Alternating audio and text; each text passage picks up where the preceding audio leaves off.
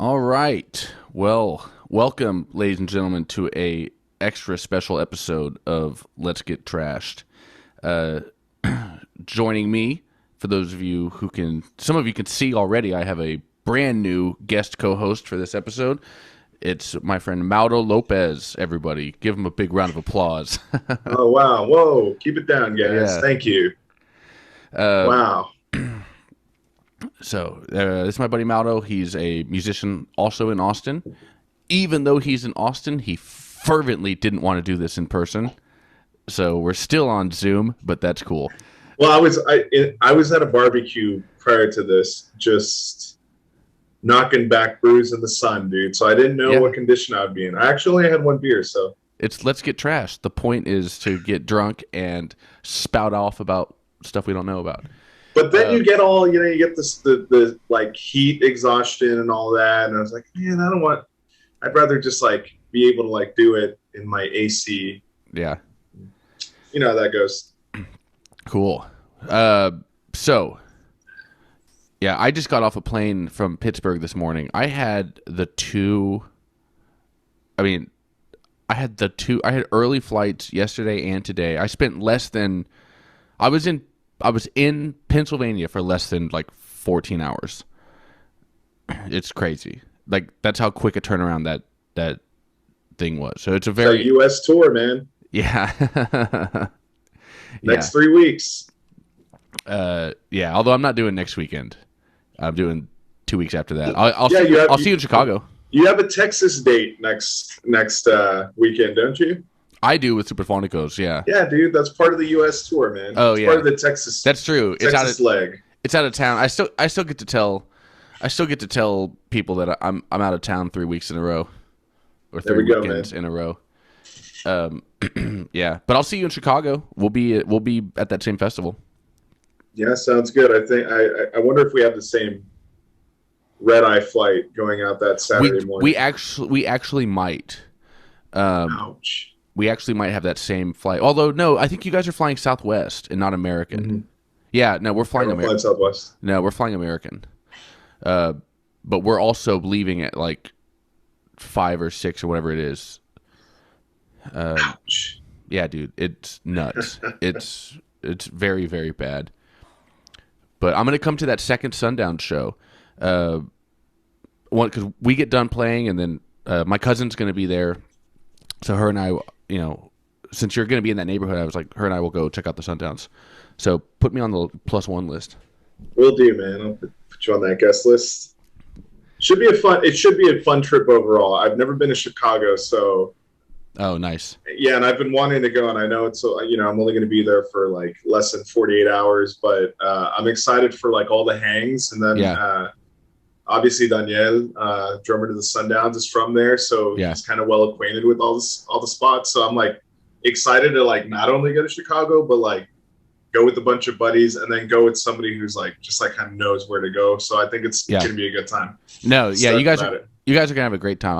I kind of wish I was like staying an extra day. I thought about asking Kiko, being like, "Hey, man, let me change my flight to just the next day, and I'll take care of myself. Like I'll crash at my cousin's place." I have not asked anybody this. This is speculative, but I don't know. I went to Chicago, 4 or 5 years ago, 3 years, whatever it was, and I was like, I did all the kind of touristy stuff, so whatever. And then I'm leaving town for quite a while in June, so I was like, I don't need to be spending all my money. Yeah, definitely not. On fucking disgusting deep ass pizza. Dude, that's all I want to eat the whole time that I'm there. And I know we're eventually going to talk about the film here, but my plan is that's the only thing I eat for 48 hours. It's going to be like a mini supersize me, but like nothing but deep dish pizza. That's it, dude. Why? Breakfast, lunch, and dinner, dude. Are you actually? It's a challenge, man. I like to challenge myself. Why don't you have it? What I did when I went to Chicago for 48 hours 3 years ago. I had deep dish pizza once. I had a hot dog for one of the meals. I had the Italian beef sandwich for one of the, you do every Chicago thing one time, and then you get to say you did it. I guess that sounds just equally as challenging to my body, so I might do that. But Yeah. right now, my eyes set on pizza, dude. I'm a pizza guy. Well, I, being the good Connecticut boy I am, would hardly call what Chicago says is pizza. Whatever. Yeah, we are going to talk about the movie. And sorry, I've got 2 jokes to get out of the way right off the top that I wrote. A sophisticated one and a gross one. But anyway, the movie we watched, for our sophisticated viewers, the movie we watched is The Oliver Northman. And it's it's a movie about a guy who gets revenge on Iran by selling weapons to Nicaragua. All right, that's the first one. The second one, the movie we watched. I was like, I don't remember any of that, but damn it, maybe I watched the wrong movie. The movie we watched. Here's the second one. Was a movie called The Peter Northman, and it's a movie about a guy who gets revenge on his family by filming 3,000 pornos. The Peter Northman, dude. What a 90s pornography joke for all. Yeah. It really hits the demography of your listeners. Yeah. Not enough Peter North jokes in this world, dude. Let me say that. The Peter Northman. The Peter Northman. Very similar films, probably. There's a lot of shirtless scenes in both of these movies. The Northman and the Peter Northman. Yeah, so we watched The Northman, which was wild. We're gonna do so. I am always pretty bad at this, but we are gonna try to have a demarcation of, we're not gonna do spoilers. Most of it's gonna be like spoilery, but we're gonna do like a little section up top. So, Mauro, you watched this the other day. You watched it at home, right? Video on demand. Video on demand. Nice. Yeah, it's already out for rent, people. You get it for 48 hours, I think. If you rent it. 48 hours, you can watch it as much as you want, I think. So nice. I saw it 1.5 times. The second time I was trying to watch certain scenes and stuff, but yeah, I prefer to do it watch it at home. So what first impressions, what do you think? Did you like it? Yeah, I really liked it. I mean, I was a fan of The Witch. I was a big fan of The Lighthouse. That was the last movie that I saw in theaters. I think it was months before everything shut down, and so I was I had high expectations, and I think it delivered. I mean, cool. I really, for a story like that, I thought it was great. I never saw. This is my first Robert Eggers film that I've ever seen. I never saw The Witch or The Lighthouse, but I heard good things about both of them. I definitely want to watch The Lighthouse. I mean, I want to watch both of them now because this one was so good. I definitely want to watch The Lighthouse because my boy Robert Pattinson's in it. Yeah, definitely. Bobby Patty's in it, and I gotta see everything he's in. Bobby Patty. Oh, Bob Pat. B-Pats is in it, and after watching Good Time, I love that dude, and I just want to watch every movie he's in. Except for the next Batman, probably. I'll skip whatever. I'm not going to watch the Twilights, and I probably won't watch any more Batmans unless I have to. But anything else he's in, he's awesome. He's so good. I agree with Good Time. That was kind of something that I just came across. I didn't even know that it was 824, 824. I don't know what the debate is on the name. 824, I think. I think it's 824. 824. I didn't know it was an 824 release, and I just turned it on, and it's one of those high octane movies that it's a crazy as shit movie. Yeah.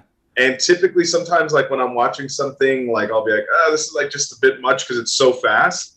But damn, dude, I couldn't look away. It's just such a great movie. And I was damn, that's Robert Pattinson. Yeah, so this is before I wasn't even really familiar with I wasn't paying attention to production credits at the top of the film. I didn't even realize it was A24. I didn't know what that meant at the time. What I knew was I had seen Uncut Gems by the Safdie brothers. And Uncut Gems is among my favorite movies ever. I mean, I think it's one of my best movie experiences I've ever had. It's one of my favorite things I've ever seen. And so I immediately was like, I'm watching every Safdie brothers thing they've ever done, including the short film where Adam Sandler plays like one of those Goldman robots in New York. I haven't seen that. It's awesome. It's like 5 minutes long, but it's really cool. It's really good. It's weird. But I was like, they had their other movie at the time, but they'd only done another one, was Good Time. And I was like, Robert Pattinson, Twilight Boy. All right, I'll check it out. And it's Twilight Boy. It's sick, dude. Him and Benny Safdie put on a great. I mean, it's killer. It's an awesome movie. I agree 100%. Yeah, so I like finding, again, I'm going to watch all of Robert Eggers' catalog after seeing The Northman, because if I find something I like, I go back to, I got to listen to every album by this artist. I got to watch every film by this director. I got to do whatever. Yeah, you definitely won't be let down. They're up there. I mean, they're quality. It's the reason, so I'm the opposite of you. It's the reason I wanted to watch this movie. Yeah. So. Nice.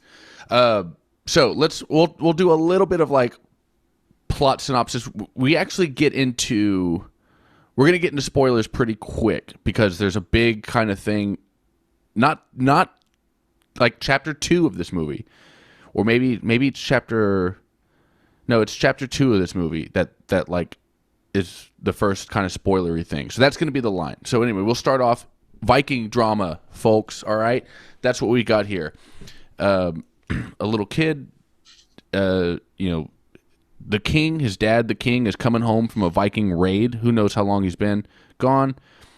They're all excited. Big party at night.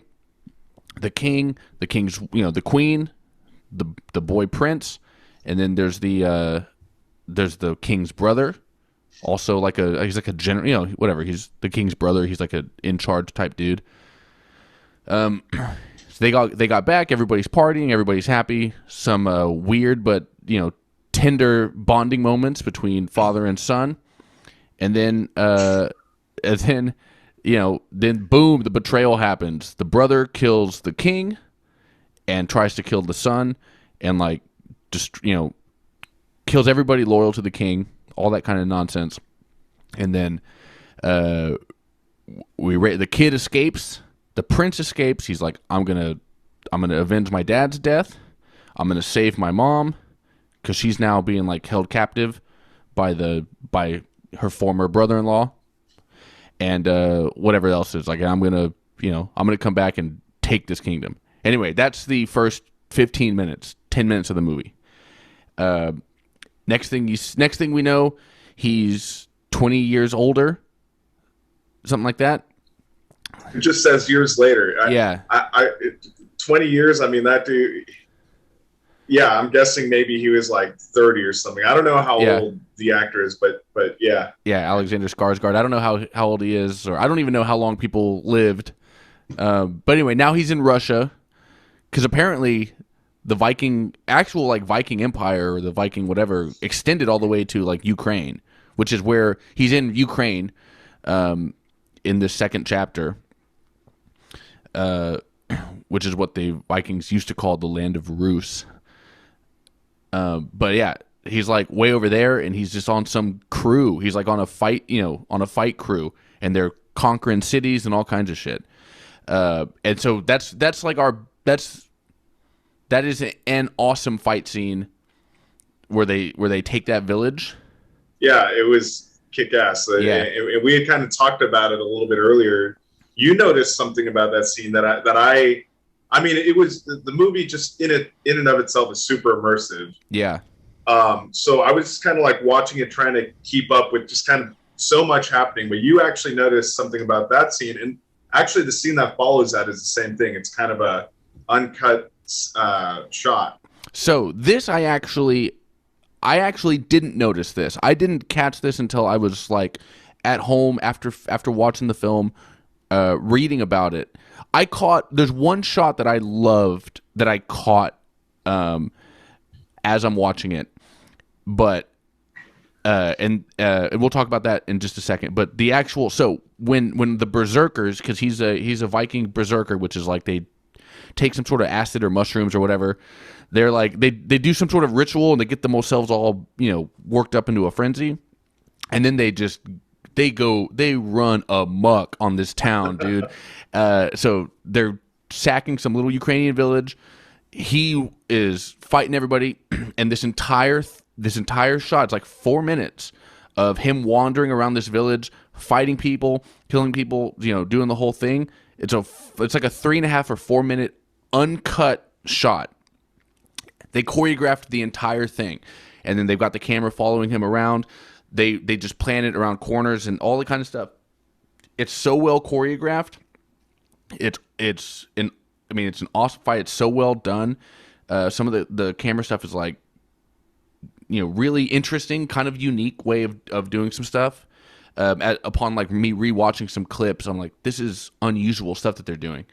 And I kind of read a few things about it too that was like, oh, it's awesome.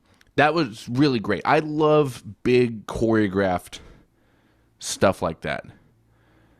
Well, I love choreographed fight scenes and epic stuff. I don't love like dance numbers. I don't love. I made it 45 seconds into the new La La Land. Yeah. Well, I made it 5 minutes into La La Land before I turned that off in disgust. But I made it 45 seconds into the new West Side Story, and I was like, this makes me sick. Yeah. So I had to turn West Side Story, the Steven Spielberg West Side Story. That made me that was disgusting. I hated it. So I was like, I'm never watching this. So that kind of choreography is bad. Fight choreography, good. But yeah, that was awesome. Let's before we get to the next part into our spoilery section to talk more about the story that I'm super excited about. Let me ask you, when you're watching, is it good or bad to notice that kind of thing in a movie?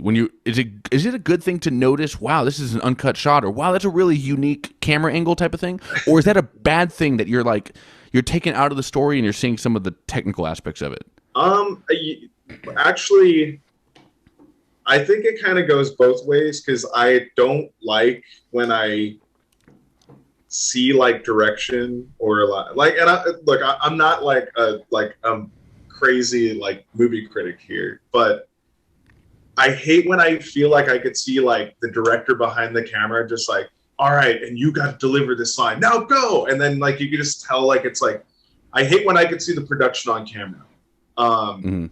But sometimes, like, I've watched some movies and I could see stuff like that, and I'm like, oh man, this was obviously a conversation that was had both from the people behind the camera and the people in front of the camera, and there's like so much coordination that goes on in something like that, and so much risk involved, you know, that sometimes I do appreciate seeing it, but it kind of depends on the movie. Sometimes it could be good, sometimes it can't. Sometimes it could be bad. Very diplomatic. The steps on no toes, Maruo. That's what we call you. Not controversial here, you know. Whichever, I don't want to, whether you like it or not, I still love you. Hey, there's a place for a place for all of it. You know, we're all God's children, and you know, I can totally see both sides. Look, both sides, Maruo. That's what we always called you.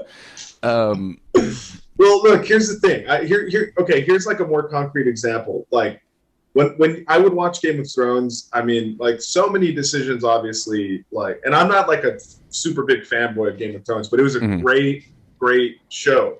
And it, like, there's a lot of details in it, both from production, the costuming, to sound design, to fucking acting, everything, dude. Like, there was like nothing seemed like it was left to like just like chance. And so you have that, something like as fantastical, that's one of the biggest shows on HBO, and like, you know, the series ends and everybody's like, holy shit, that was like an amazing show.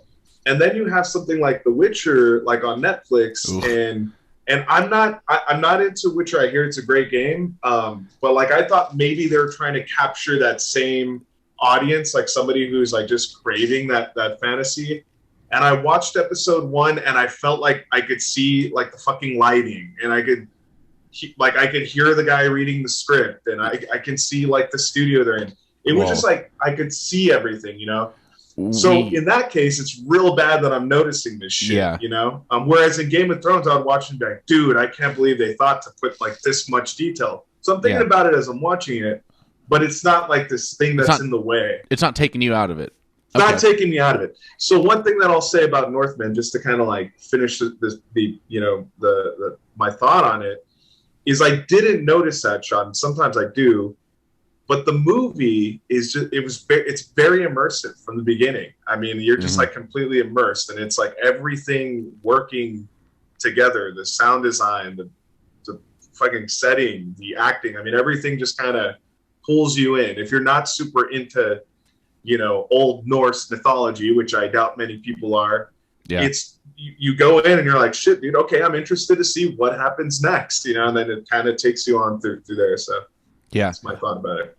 I agree, and I could do a 40-hour solo podcast on how much I hate The Witcher on Netflix, and because it's my favorite. It's my favorite books. It's my favorite book series. It's my favorite video game, and that TV show. The woman that runs that TV show is she sucks, dude. She's terrible. It's some of the worst. It's some of the worst decisions I've ever seen made on television. But that's a separate podcast coming this fall. Tozzo's The Witcher Smackdown coming to Audible and Spotify. I agree. There's sometimes when sometimes a really long shot that's kind of a gratuitous thing for a director to do. Like, oh, I'm gonna have a long uninterrupted shot. It's a thing they do because they think they have to, and it kind of doesn't fit or doesn't. It's just a lot of guys will force the issue and make it happen. But sometimes it's great when done really well. It's magical. The two I always reference. I mean, the best example of it, film all time, is Henry taking Karen into the Copacabana through the kitchen in Goodfellas. That's all one shot. I didn't even notice that. There's no cuts in that. From the time they get out of the car, walk down the hill, go through the kitchen, saying hi to everybody, she's so impressed with how many friends she's got, and then up to the front of the line, they grab the little table, they put the light candle on it, they move it up to the front. 2, they're sitting down, and I think, what is it, Rickles is on stage? No, that wasn't comedy night, that was music night. Yeah, somebody was on stage. I can't remember who was singing, and then he sends him the bottle of champagne too, and she's just blown away that this young guy has all these connections. That's all one shot. That's the pinnacle of that ever happening in film. Nobody will ever beat it. Everybody tries to do single long shots because of that. They're all trying to get their Scorsese moment. In TV, one of the coolest ones I ever saw was season 1 of True Detective. Did you ever watch True Detective? I saw True Detective, but I don't remember too many detail. I know the broad strokes, but one of the episodes there, Matthew McConaughey is going into some kind of suburban housing project because he's looking for some biker guy, and all the bikers hang out in this little kind of project-y kind of suburb thing, and he goes in. It's 4 minutes. It's a long choreographed thing. And he goes into the house and he's fighting all these guys and he's sneaking around and there's a gunfight. He captures the dude he needs to capture, and he's got a gun to his head and he's dragging him to the car, and then Woody Harrelson pulls up at the last minute. They throw him in the car and then they leave. That's a really good one shot from TV world. I don't think I've ever seen a better one in TV. And there can't be a better one in film than Goodfellas. But this was great. I didn't even notice that at the time. I didn't notice that shot. I did notice the shot before that made me love it, which is the first time we see 30-year-old Amleth is our main character's name. First time we see Skarsgård, whatever his name is. Peter Skarsgård? What's What's this dude's name? Hold on. Alexander Skarsgård. Alexander Skarsgård. Yeah, first time we see Alexander Skarsgård, there's a shot is those Viking boats. They're rowboating. You know, they've all got oars. They're rowboating down the. Rowboating sounds so like wholesome. Like they're at Lady Bird Lake, just like, go. Yeah, they're doing there's some song about like rowboat, whatever. Row your boat. Bicycle mate. Yeah. All these Vikings are just row. They're going down. But you start off on the bank from the camera perspective. You start off on the banks of the river as all these boats are going by like left to right, and then the third boat starts coming by, and then the camera goes forward, and it crosses the river, and then the camera gets on the boat and then turns, turns towards like the stern of the boat, and then it starts going forward, and then we see one of the guys. It zooms in on one of the guys rowing, and that's how we see his necklace thing, and that's how we know. Oh, that's the same necklace he got as a kid. That's how we know it's the same guy. Now he's 30. But that was an awesome thing. I spent all this time trying to figure out, like, how did they get the camera on the boat from the shore? And I'm dumb. I thought it was like, did they have it on a rope and then they slid it? Like, they used a crane. They used a 100-foot crane. It's very common. I just don't know how to make anything. So I was just like, but that's the one thing I noticed, because I thought that was a really, really cool thing to like go forward, get on the river, and then turn upwards and start walking up to like the middle aisle of the boat. That's my favorite shot of the film. Anyway, so we're getting into spoilers right now. All right, so if I remember to do any editing for YouTube, there'll be a thing being like skip to later to avoid spoilers, or maybe not. But so after they take this little town, Alexander Skarsgård fucking goes ham on all these Ukrainians and captures this whole village. Like, he's the man in this movie. He's the man. Another thing I meant to bring up earlier when we were talking about that berserker scene. We're talking about our big battle scene. 2 points I want to make. So before that, when they're all getting hyped up and they're all getting in berserker mode and they're going nuts, what stuck out to me was funny is that they're all yelling the word "yeah." They're all like, "Yeah, yeah." And I was like, "Is that an oversight? Did they forget to?" They just casted a bunch of frat boys. Well, is "yeah" something that they would be? Is "yeah" like a Norse? I don't know. It just sounded very modern. Everything else was so perfectly like of the year 800 or whatever this is. Old Norse mythology, except for yeah. They all sound like Joe Swanson, like, let's get it. Yeah, like your super hyped up football team. Yeah, which is exactly. I know this takes place in the year 800 or 900, whatever, but that's also how Europeans currently act at soccer games, just wearing fucking animal hats and screaming and taking their shirts off. They're just some things never change. Yeah, they're animals. The other thing is that really made me laugh was right after they conquer that little town, like that big 4-minute battle scene. Like when we have the next cut, it's literally he eats a dude's throat. He like rips a guy's throat out and eats it. Like that's right. He's like mauling some dude's face at one point. Yeah. And then literally like the next time it does like a smash cut, and then they're all just kind of like sitting around and they're just like drinking and eating. It's the exact same thing that they did in Anchorman after the big battle, and they're just sitting around the office like, wow, that really got out of hand. Same dynamic, just like, oh shit, and then like, wow, crazy. They're all sitting around like one guy's in the background eating soup, and Skarsgård just like casually munching on like a throat, and it's like that escalated quickly. There's point like, fucking Thor killed a guy. It's like I saw that. That was nuts. Anyway,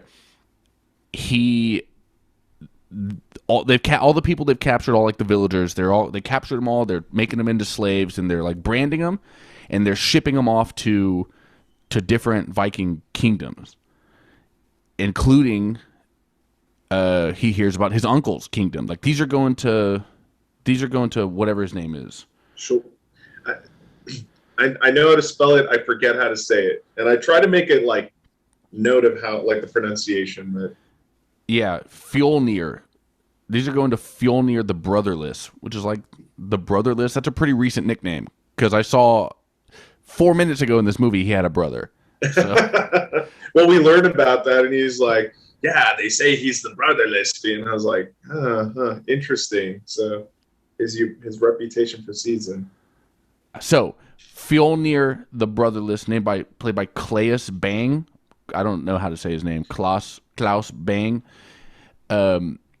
This is like my favorite development in the movie. This is what I loved because he's finding out like we got to send some of these to Fjolnir, which is like that. Skarsgård hears it, Amleth hears it. And he's like, "That's my uncle, who I promised to get revenge on." So I guess it's about time I look into that. They're like, he goes, "These are being sent to my hometown where he's now the king," and they're like, "What? No, he got like." He got bullied out of that town years ago by somebody even more badass than him. He's just some farmer now. He lives on a farm in Iceland.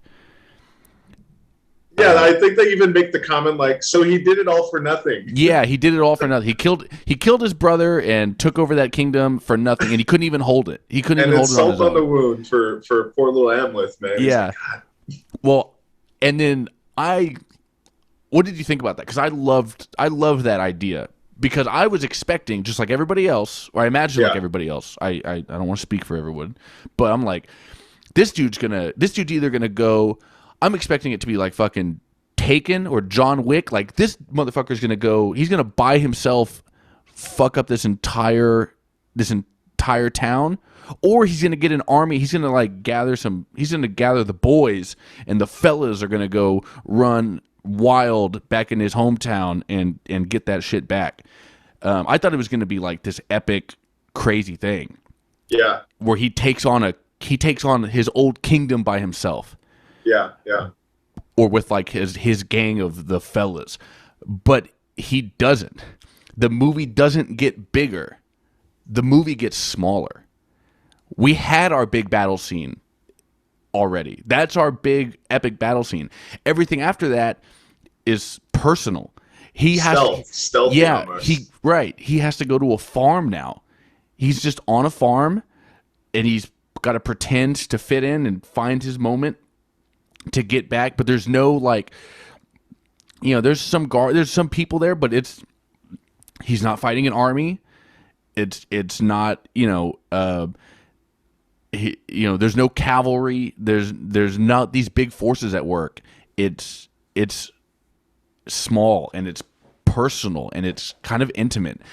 And I thought that was so much better than like, I was expecting just big, Braveheart type like army versus army shit. Yeah, I was like, this is heads getting chopped off, and yeah, you're right. That had happened in the scene prior. I'm actually just realizing this as you're saying it. It's I think you make a good point that it does get very intimate after that and sneaky and strategic and yeah. Right. Anyways. Yeah, we don't get that Braveheart. I thought they were gonna be trying to do a Braveheart. Even worse, I thought they were going to be trying to do the end of like the Avengers when like all the superheroes come out of those portals and it's just now it's 1 million CGI robots versus 1 million CGI superheroes and they're just gonna it's gonna be just nonsense on screen forever. I was like, that's gonna I assume that's what they're gonna try to do and it's gonna suck.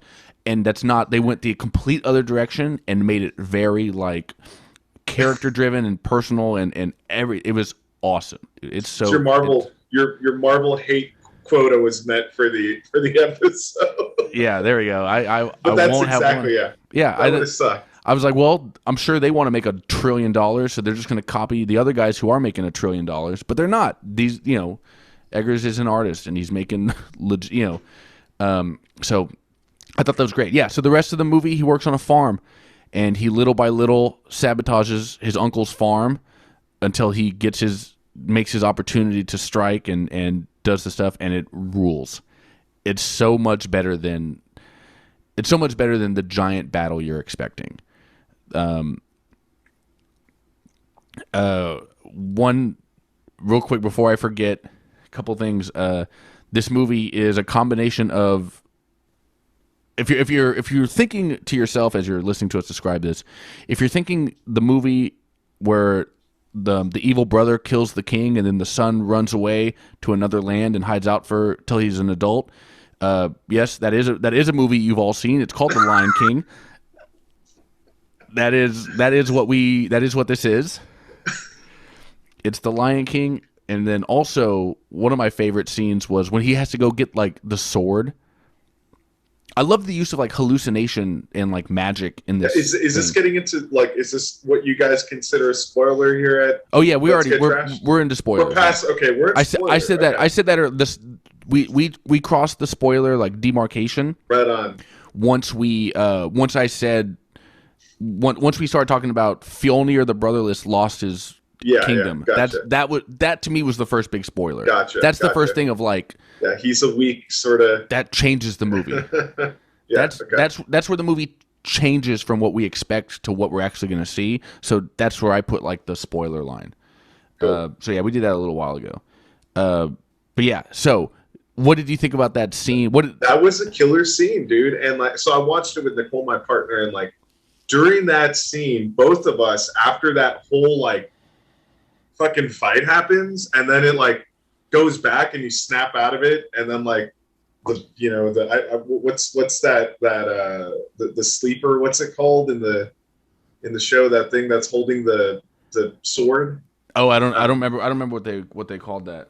Whatever it is, but you're kind of like, it takes you to this whole crazy scene, and then it like just pulls you back instantly, and you're like, well, what the hell was that? And that's how he gets the sword. And man, that was just like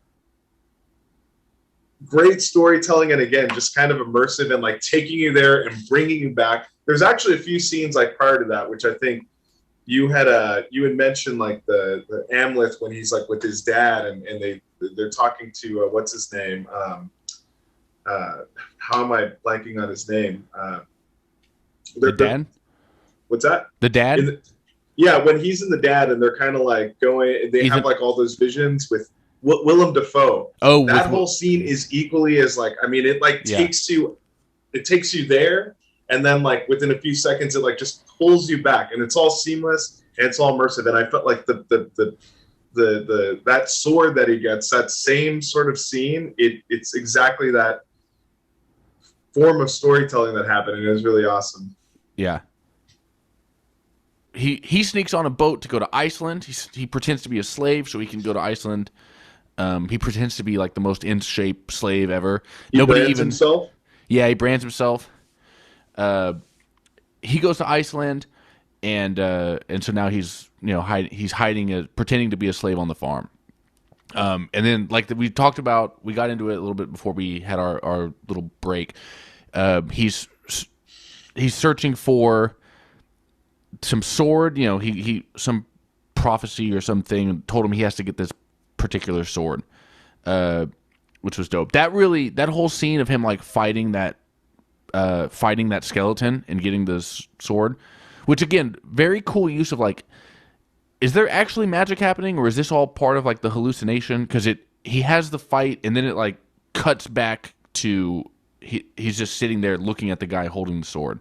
The undead mound dweller is what that like character was called. Okay. Yeah, well, crazy. That was straight, that was straight out of like The Legend of Zelda.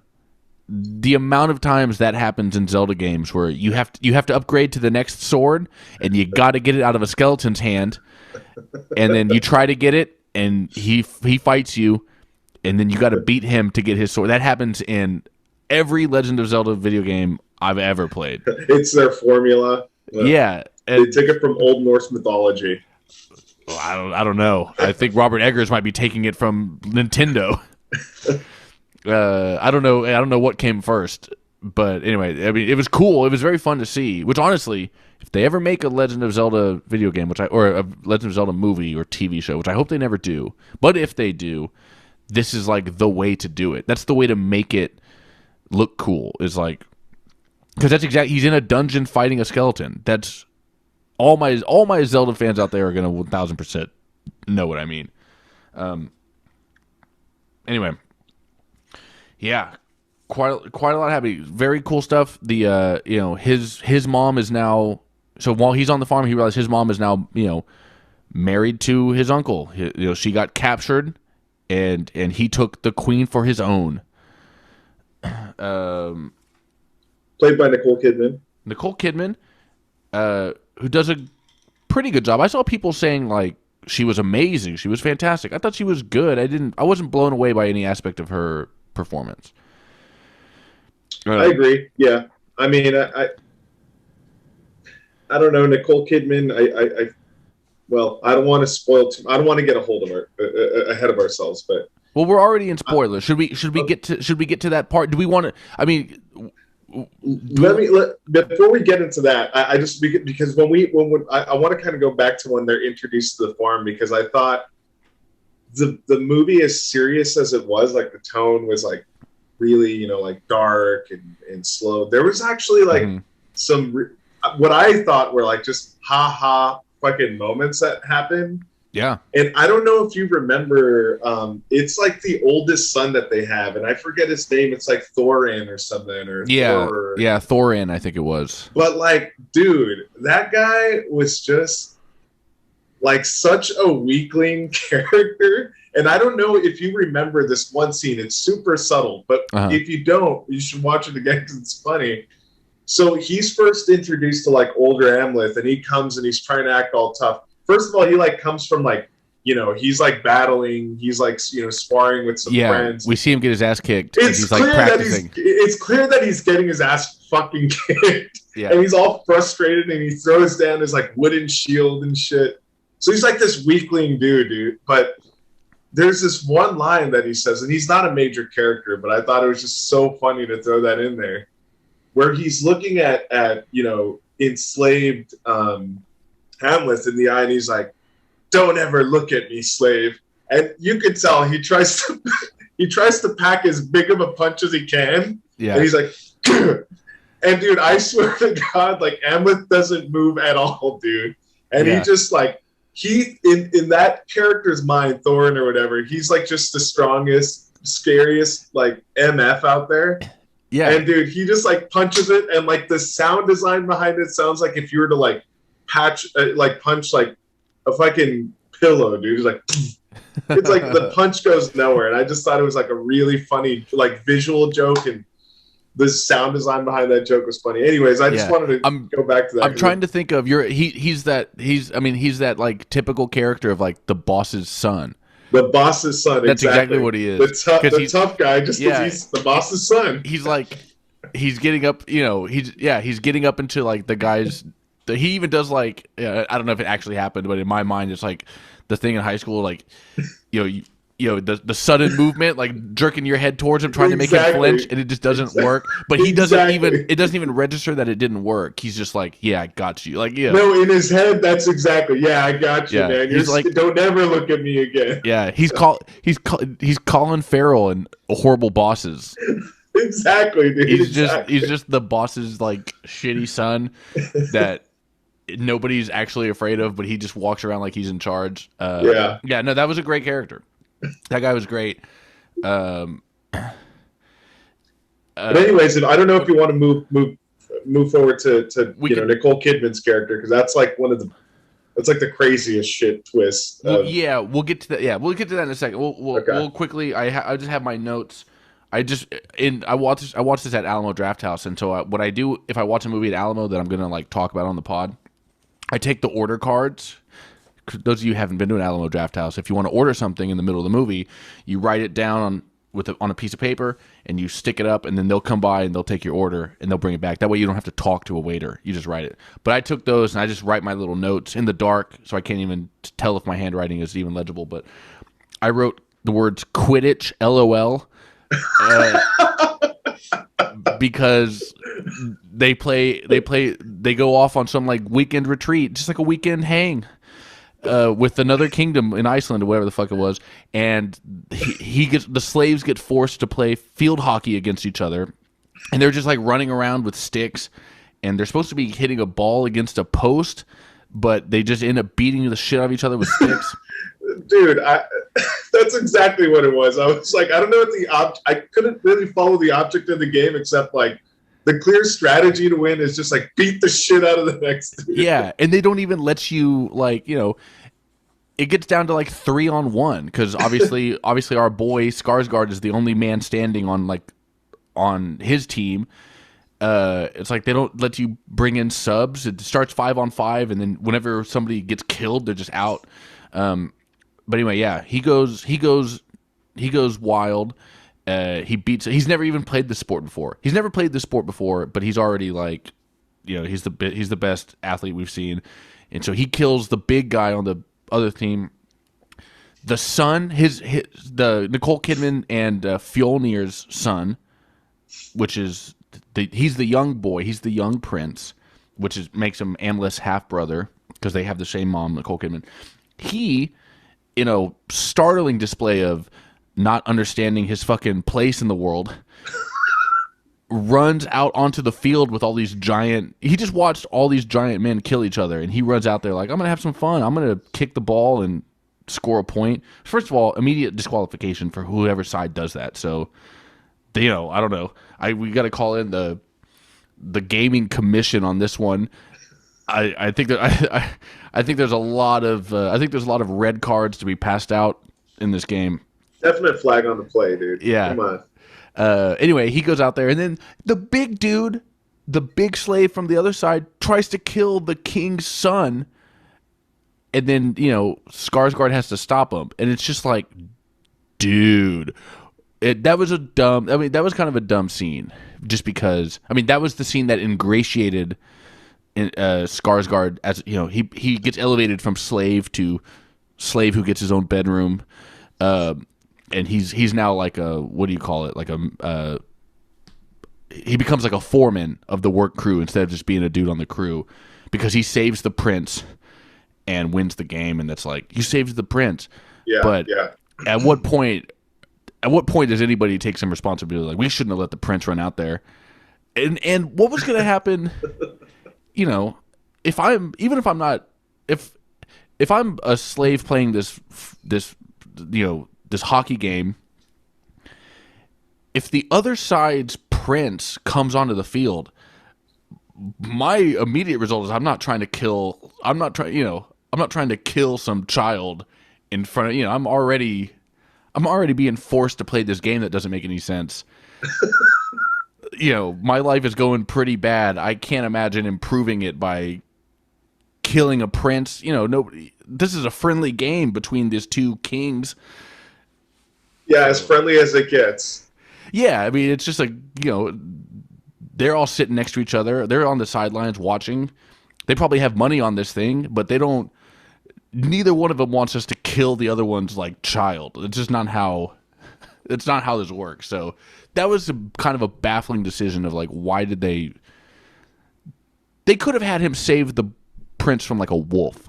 Yeah. Or whatever. I don't know what lives in Iceland, but that would have made more sense. Is he saves his half brother from a wolf, and then the half brother tells everybody, this dude's awesome, and then they begrudgingly, like, you're right, we're gonna give you some extra privileges because you helped us when you didn't have to. Yeah. It did seem kind of like just like a plot device, like just to like advance the story in some weird way. There was actually some like, and I can't remember like any specifics, but there were times that it felt like there were just like these like plot devices that were just thrown in there. Like when I was in college, I took like a mythology class. Okay. And I remember when you read some of those like Greek mythology, you're like, yeah, and then the kid does this, and then the king did this shit. And when you're reading it, you're like, what the fuck world do they live in where like they're doing this stupid shit, and like who's believing this story? Yeah. But like at the end of the day, I don't know the actual myth that this is like, based on. So maybe that's just part of the story, and they had to try to be like, all right, well, that's part of like this particular story, and we got to throw it in there. Yeah. And who knows? I don't even know if that was in the original story, because I think this was just kind of like an adaptation of like an actual, that myth. So anyways, but there were some parts that definitely felt like that I'm like, this just kind of feels a little bit weird and like. But anyways, yeah, that the sports scene felt a little Hollywoody. They could have accomplished the same thing a lot quicker and a lot. I don't know. Again, maybe that's an actual Viking game they played, hitting basically field hockey. But because they're running around with wooden sticks, it was giving me like Harry Potter. It definitely had a Quidditch. Quidditch. Quidditch. Yeah, it definitely had that vibe. That's exactly where my mind went. Like when I watched it, I was like, that's where this is going. That's one of the lamest things I ever saw. Was I went to Boston a few years ago, and I was up in the Northeast visiting family, and I took a day trip to Boston to see some cousins, and I parked. And wherever I parked, it was actually it was right next door to Cheers, the actual original Cheers. And then across the street, there's like a park, and there's all these college kids, college age kids. They're like, only I was 22 at the time, so these kids are 23. So these kids are like 2-3 years younger than me. But they're running around. They're running around with like broomsticks between their legs, and they're throwing beach balls between these. Like, I was like, what the hell is this?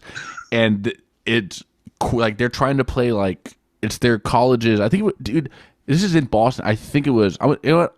I have no idea. I'm gonna say this comment. It was the fucking Harvard Quidditch team. These dorks. Harvard Quidditch team. Yeah, I'm saying it was Harvard, and you can't convince me otherwise. The Harvard Quidditch team practices their fucking on foot Harry Potter sports. The only sport any of them are any good at. This is a sport that isn't real. It doesn't make sense. So they're all playing it across the street from Cheers, and they're throwing beach balls through these like hoops, and they're running around with broomsticks between their legs, and it's the lamest thing I've ever seen. I almost left Boston. I was like, this town left sucks. Boston. I almost left Boston. I was like, I came to visit. I came to visit with this. Like, that's the first. That's the first thing I see. I was like, there's no way this town has fucking 7 Super Bowls, and also this. That's we can't have 2 versions of this athletic whatever. Anyway, yeah. So let's get to the meat of it, because this is actually this was a interesting development. Some really like what we're about to talk about next, folks. Really interesting kind of plot twist. Maybe my biggest complaint of the movie is that I don't think this was done as well as it could have been. Everything else, the sports game, whatever, that's just nonsense. But this is the actual like substance of the only thing of the substance of the movie that I didn't quite think was handled as well as it could have been. But why don't you tell our audience, Mauro, what Nicole Kidman fucking the bomb she drops on all of us? Yeah, so just if I leave out any details, just let me know. But I think the gist of it is that in the beginning, when we see her get kidnapped and we see Amleth's father get killed off by his uncle Fjolnir, that was actually a plot or a ploy that Nicole Kidman's character, his mom, was in on. And she actually wanted, Amleth's father to get killed, and she actually wanted Amleth to get killed. Yeah. So that's kind of the gist, the kind of twist that happens. And then it gets all weird, and, there's all this sexual stuff that happens between, like, mother and son, and it gets very weird and very twisted after that. But, that's like the kind of turning point, and it's like, Amleth is just kind of like, holy shit, this ball kind of like is dropped on him. So yeah, definitely a very edible moment. So exactly, we it turns out that Fjolnir, the evil uncle, Scar, if you will, he doesn't just attack. He doesn't just attack Ethan Hawke out of the blue and it's like, I should be king. Apparently, he was begged into doing this, coerced into doing this by the mom, by Queen Nicole Kidman. And she's like, kill my husband, kill my fucking kid, let me be the queen, we'll have another kid, and we'll be rocking from here on out. A few things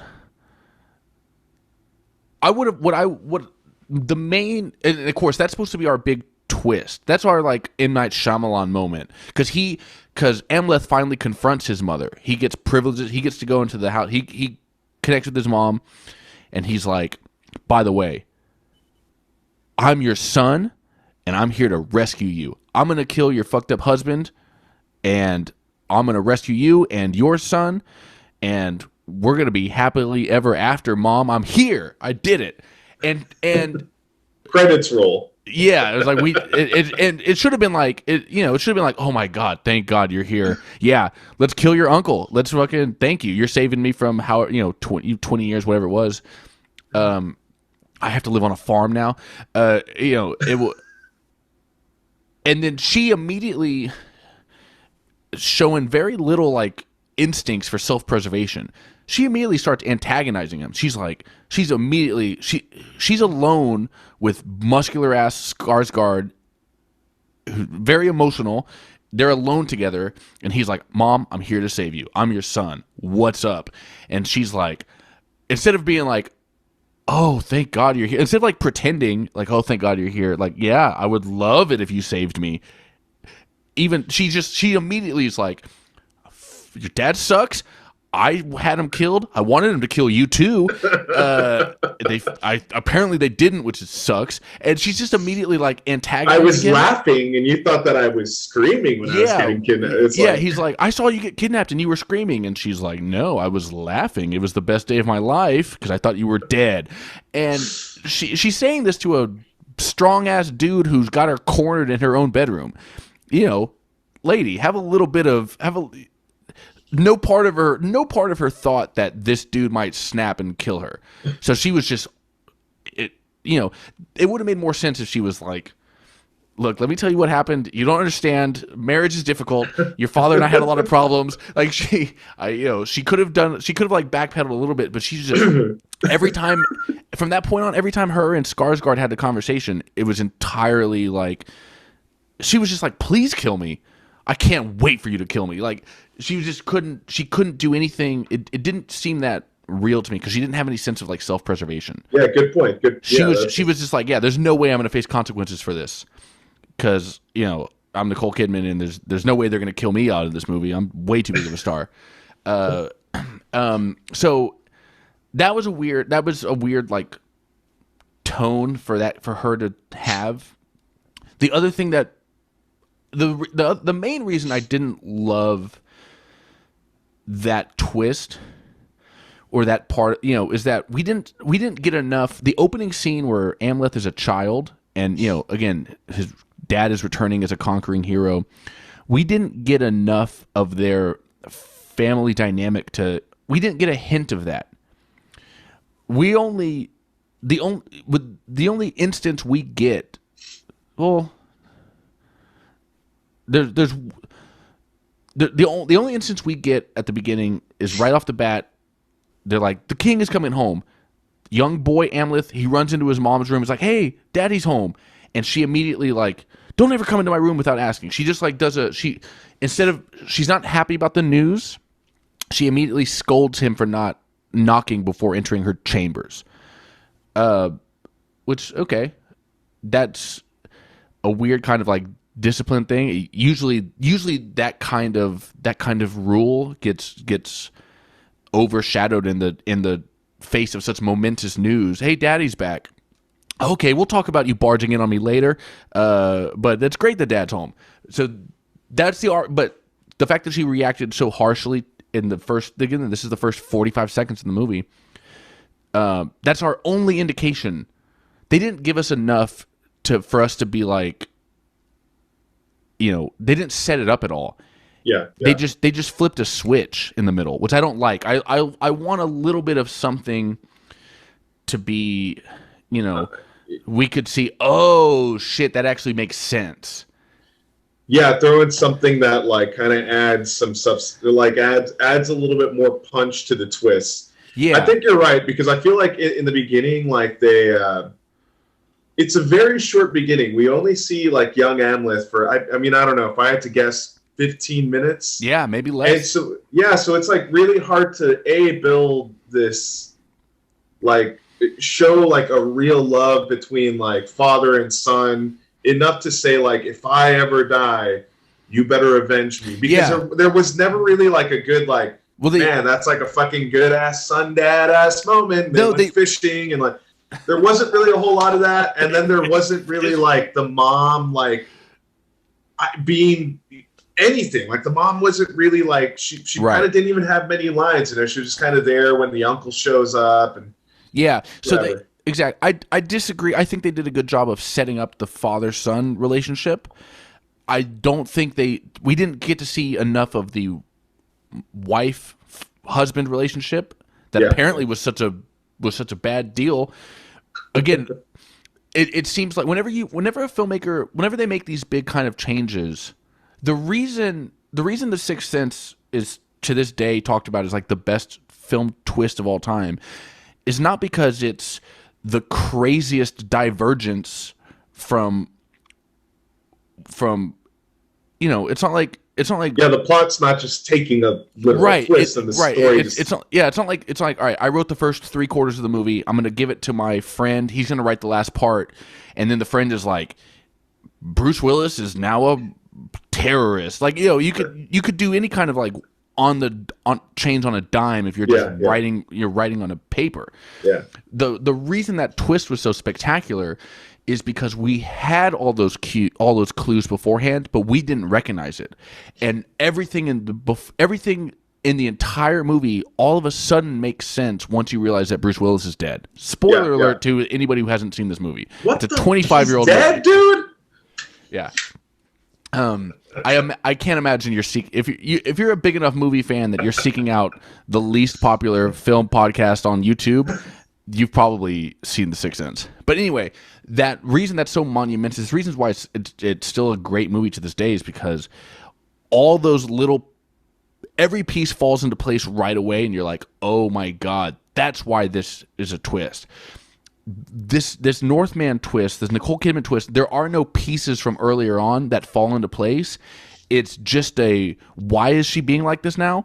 Yeah. It's because I started writing her like this at this point. Good point. So that didn't do enough for me. It didn't justify it enough. There's no opportunity to go back and look at the first 15 minutes of the movie and be like, oh shit. Yeah, exactly. So except for you're right, when he walks in and somewhat like she's just like very thrown off, or she's very abrasive about not, I guess she's not excited. The other possible moment I think is what you're about to bring up, right, is when the jester like makes fun of her.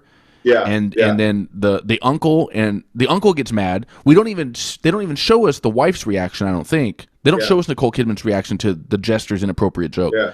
They show us the uncle, quote unquote, defending her honor, and then Ethan Hawke is the one who's like, relax, dude. It's a joke.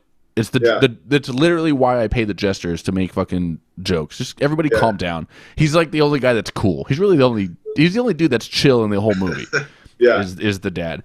Although, if for spoiler alert, the joke that the jester says is literally about the wife essentially being into other dudes. Getting turned on. Yeah, it was a joke about her getting wet for somebody else. A sexual joke. So it's very pointed, and that's why I was like, that's the only other thing that points to like any sort of affair going on. I guess right. Those two things aren't enough because I don't know. Yeah, again, the jester's not gonna. If the jester actually thinks that the king's wife is fucking the king's brother, he's not making that joke. That's not how being a jester works. Back. That one's not going on the repertoire. He's leaving that one out. He's like, that one's. I'm leaving that in my notes draft. That one's staying in drafts. I'm gonna imagine. I'm gonna start doing.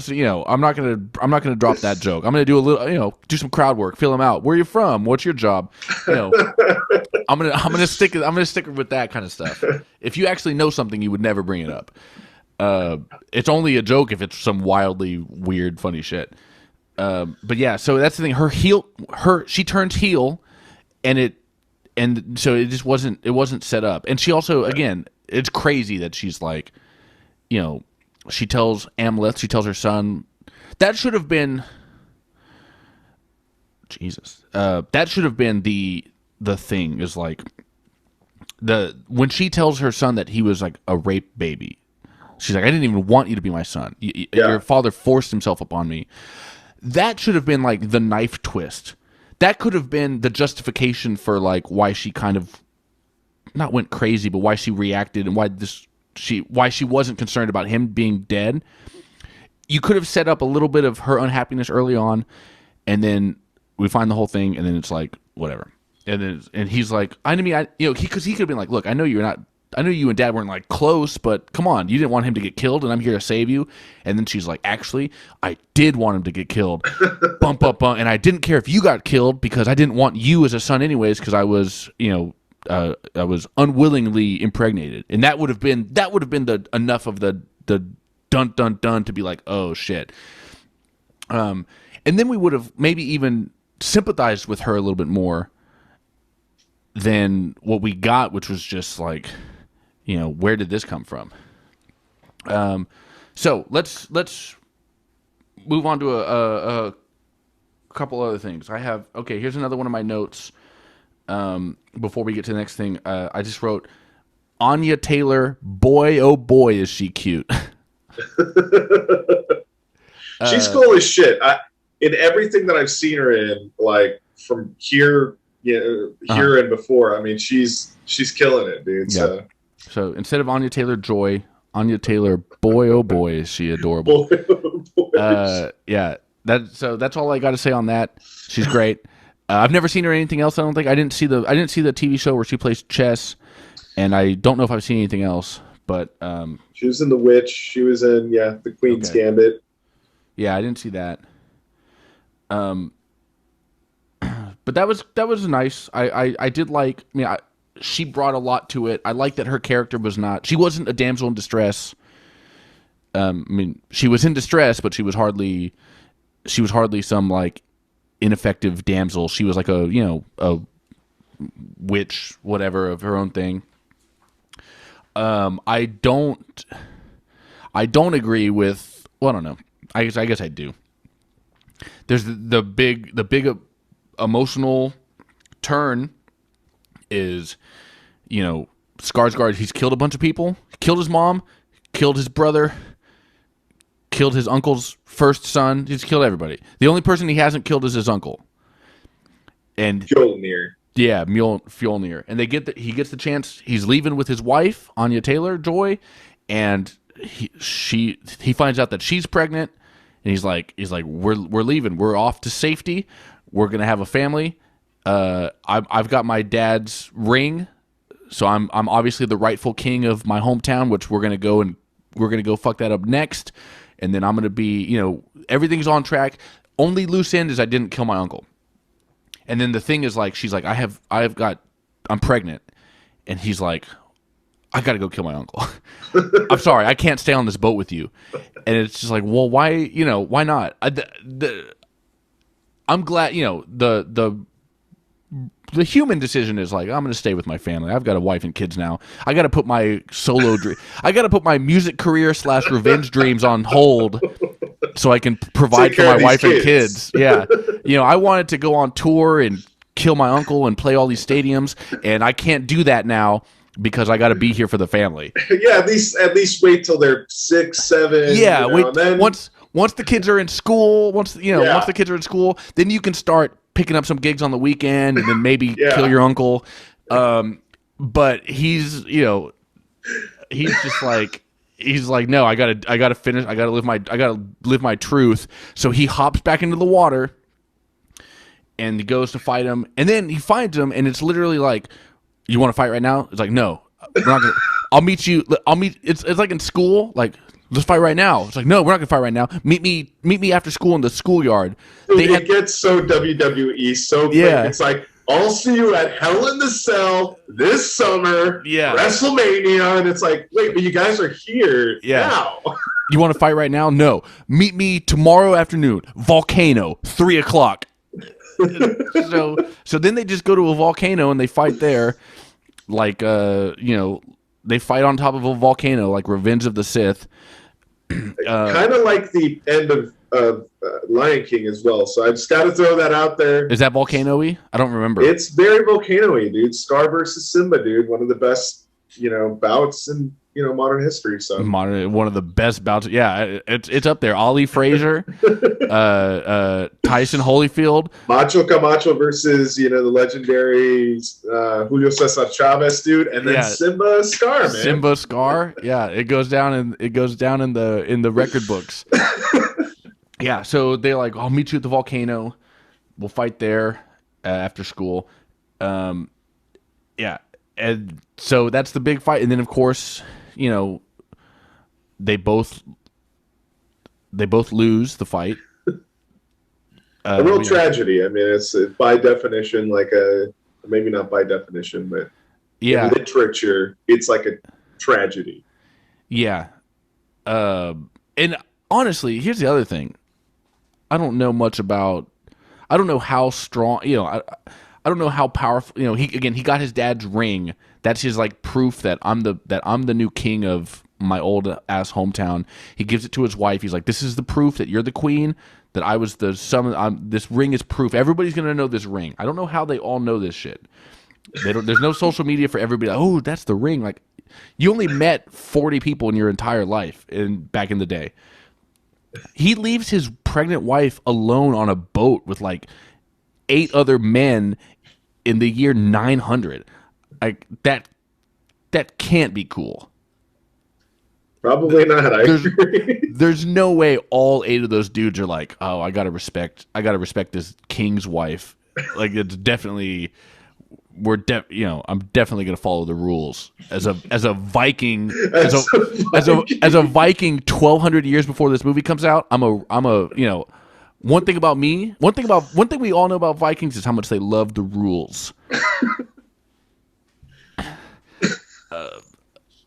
So anyway, that's kind of how it ends. It ends in kind of a weird spot. It ends a little too Hollywood. Yeah, it is a very Hollywood. But again, I don't know how much of that is liberties were taken, or if this is all they're trying to follow this actual. That's true. This might be a book. This might be an actual Viking book that they're telling the story of. I don't know anything. That's a very important part of this podcast, is that I don't know anything. I'm just wildly shooting from the hip. So that's all it is. Cool. Well, let's do some we're going to wrap this up here in just a minute. Let's do a quick few things. I'm going to get back into giving you all some information. IMDb 7.6 out of 10. Rotten Tomatoes 89% certified fresh by the critics. Audience scores a lot lower, 64%. So not sure what's going on there. Letterboxd got it even 4.0 stars, so that's not bad. What do you? So Maruo as an avid listener. Yeah, you're an actual listener of this show. You're well aware that I don't do number ratings. I say yes, go see this. Don't. I'm saying absolutely yeah. I recommend this to anybody. Go see this movie. It's great. How do you want to do it? Yeah, I'll do thumbs up, thumbs down. I'd say thumbs up. I would recommend. I really do think that it is based on some sort of source material. Okay. And just knowing everything, the little that I know, but everything that I know about mythology, sometimes those stories, they just don't translate well. And so for a movie like this to translate as good as it did with some flaws, I think it was fucking awesome. I think the visuals and the sound design, definitely worth a watch. Cool. All right. Thanks, everybody. Let's get trashed. Go see the Northman. Follow Maruo on Instagram at Del Toro's.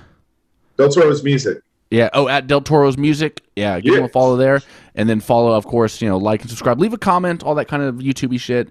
Leave a comment. Follow me on Twitter at Nick Tozzo. I post a lot of movie shit, or I repost movie shit. If you want to see us talking about those shots, I just retweeted something, so go to my Twitter and check that out.